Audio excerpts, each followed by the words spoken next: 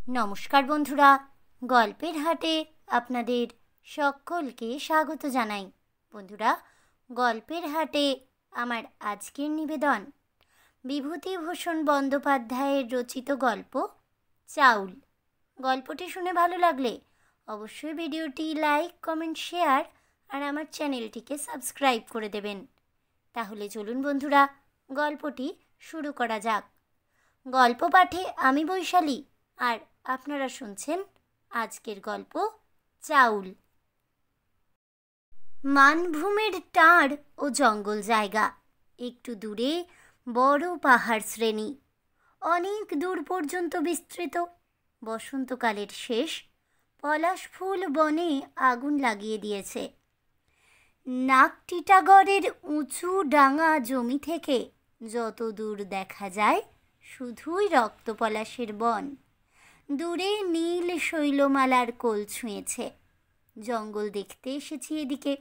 কাছেই রাস্তার ধারে পলাশ বনের প্রান্তে ডাক বাংলোতে থাকি। জঙ্গলের কাঠে কেমন আয় হবে তাই দেখে বেড়াই। একদিন সন্ধেই আগে নাকটিটাগড়ের বন দেখে ফিরছি। পথের ধারে একটা হরিতকি গাছের তলায় একটি লোক ও একটি ছোট মেয়ে বসে পুঁটলি খুলে কি খাচ্ছে। জনহীন পথিপার্শ্ব কেউ কোনো দিকে নেই। সন্ধেরও আর অল্পই বিলম্ব। সামনে বাঘমুন্ডির বনময় পথ। এমন সময়ে লোকটা কি করে জানবার আগ্রহে ওর দিকে এগিয়ে গেলাম। লোকটার চেহারা দেখে বয়স অনুমান করা শক্ত। মাথার চুল কিছু পাকা, কিছু কাঁচা। পুঁটুলির মধ্যে খান দুই ছেঁড়া ন্যাকড়া, একখানা কাঁথা আর কিছু মকাই, সে দুই হবে। একটা খালি চায়ের কিংবা বিস্কুটের টিন, বোধহয় সেটাই তৈজসপত্রের অভাব পূর্ণ করছে সব দিক থেকে। সঙ্গের মেয়েটির বয়স 4 কি 5। পরনে ছোট্ট একটু ময়লা ন্যাকড়া মেয়েটার, কোমরে ঘুনসি। আমি বললাম, কোথায় যাবে হে, বাড়ি কোথায়? লোকটি মানভূম বাংলায় বললে, তোরাং হে, টুকু আগুন আছে। দেশলাই আছে, দিচ্ছি। তোরাং কত দূর এখন এখান থেকে? টুকু দূর আছে বটে, 5 কোষ হবে। কোথা থেকে আসা হচ্ছে এমন সন্ধেবেলা? হেই সেই পুরুলিয়া থেকে। আগুন দাও বাবু, শরীর একেবারে কাবু হয়ে গিয়েছে। হেই মেয়েটার মা মরে গেল ওর 2 বছর বয়সে। ওকে রেখে জঙ্গলে কাঠের কাম করতে যাইতে পারি নাই, তাই পুরুলিয়া গেইছিলি। ভিক্ষা মাঙি 2 বছর রয়েইছিলি। লোকটির কথাবার্তার ধরন আমাকে আকৃষ্ট করলে। ডাকবাংলোতে সন্ধ্যার সময় ফিরেই বা কী হবে এখন? সেখানেও সঙ্গীহীন ঘরদোর। তার চেয়ে একটু গল্প করা যাক এর সঙ্গে। কাছে একটা বড় পাথর পড়েছিল, সেটার ওপর বসে ওকে একটা বিড়ি দিলাম, নিজেও একটা ধরালাম। লোকটার বাড়ি নাকি 5-6 ক্রোশ দূরবর্তী একটি ক্ষুদ্র বন্য গ্রামে। বাঘমুন্ডি ও ঝালদা শৈলমালা ও অরণ্যের মধ্যবর্তী কোনো নিভৃত ছায়াগহন উপত্যকা ভূমিতে। পলাশ, মহুয়া, বট, কেদ গাছের তলায়। ওর আর 2টি সন্তান হয়ে মারা যাওয়ার পরে এই মেয়েটি হয়, এবং মেয়েটির বয়স যখন 2 বছর তখন মাও হলো মৃত্যুপথযাত্রী। লোকটা জঙ্গলের কাঠ ভেঙে এনে চন্দন কিয়ারির হাটে বিক্রি করত। এদেশের অনেক গ্রাম্য লোকেরই মতো। কিন্তু ঘরে কেউ নেই 2 বছরের মেয়েকে দেখবার মতো। তাকে সঙ্গে নিয়ে উচ্চ পাহাড়ে উঠে রৌদ্র বর্ষায় কি করে কাঠ ভাঙে? তাই ঘরে আগর বন্ধ করে ও চলে গিয়েছিল অর্থ উপার্জনের চেষ্টায় পুরুলিয়া শহরে। আমি বললাম, কাঠের কাজে আয় হতো কেমন? লোকটা বিড়িতে টান দিয়ে বলল, বোঝা পিছু 3 আনা 4 আনা। জঙ্গলে ছাড়লি তো 2 পয়সা। চাল ছস্তা ছিলি, হয়ে যেত পেটের ভাত দুজনার। তারপর বাবু মেয়াটা হলেক, ওর মা মরা গেলেক। তখন কচি মায়াটারে ফেলে জঙ্গলে যেতে মন নাই সরলে। বলি যাই, পুরুলিয়া ভারী শহর, পেটের ভাত দুজনার হইয়ে যাবে। পুরুলিয়া বড় জায়গা। ও বাবু, ইধার থেকে উধার যাওয়ার কুল কিনারা 2 বছরে নাই পাইলে। ভারী শহর বাবু।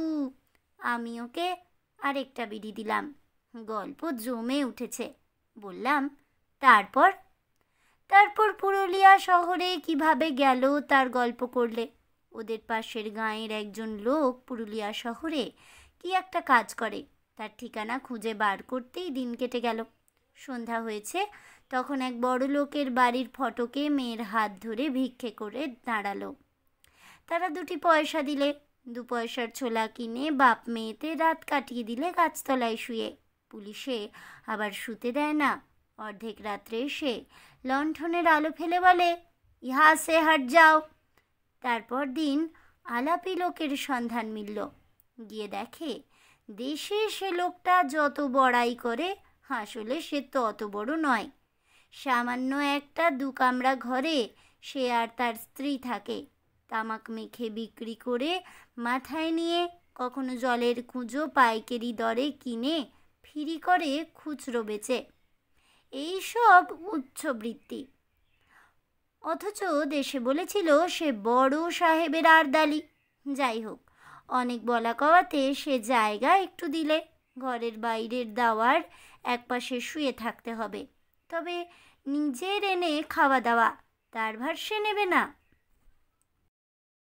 বছর 2 সেখানেই থেকে চলছিল, যা হয় একরকম। তারপর এই আকাল পড়ল, চালের দাম চড়ল। শহরে চালের দাম হলো 18 টাকা। ভিক্ষে আর তেমন লোকে দিতে চায় না। তাও হয়তো চলতো যা হয় করে, কিন্তু যাদের বাড়িতে থাকা তারা গোলমাল করতে লাগলো। তারা আর জায়গা দিতে চায় না, বলে আমাদের লোক আসবে, বাড়ি ছেড়ে দাও। রোজ গোলমাল করে। তাই আজ 3 দিন শহর থেকে বেরিয়ে জন্মভূমি তোড়াং গ্রামে চলেছে। ছোট মেয়েটা এতক্ষণ খালি বিস্কুটের টিন হাতে করে বাজাচ্ছিল। ওর দিকে সস্নেহ দৃষ্টিতে চেয়ে লোকটা বললে, এর নাম রেখেছে থুপি। আমি বাপের মনে আনন্দ দেওয়ার জন্যে বললাম, থুপি বেশ নাম। বাপ সগর্বে বলল, হ্যাঁ থুপি।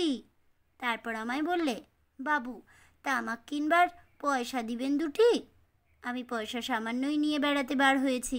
জঙ্গলের পথে পয়সা কি করব? ওকে 2টি মাত্র পয়সা দিতে পারলাম। থুপি কি একটা বললে ওর বাবাকে। বাবা তাকে কাঁধে নিয়ে চলল। আমি চেয়ে চেয়ে দেখতে লাগলাম। রাস্তা যেখানে উঁচু হয়ে ওদিকের সব দৃশ্য ঢেকে দিয়েছে, সেখানে ওর 5 বছরের মেয়েটিকে কাঁধে নিয়ে পুটুলি বগলে ও চলেছে। সেদিকেই অস্ত দিগন্ত সূর্যাস্ত রঙিন আকাশের পটে ওর মূর্তি দেখাচ্ছে ছবির মতো। কারণ আগেই বলেছি, রাস্তা উঁচু হওয়ার দরুন সেখানে আর কিছু দেখা যায় না। রাস্তায় সেখানে চক্রবাল রেখার সৃষ্টি করেছে। মনে মনে ভাবলাম, ওর কোথাও অন্ন নেই, গৃহ নেই।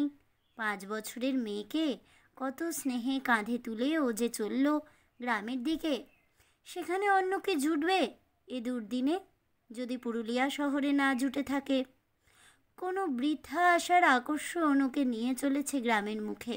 তারপরেই সে অদৃশ্য হয়ে গেল। এ হলো গত মাসের কথা। তখনও চাল ছিল 16 টাকা, 18 টাকা মণ।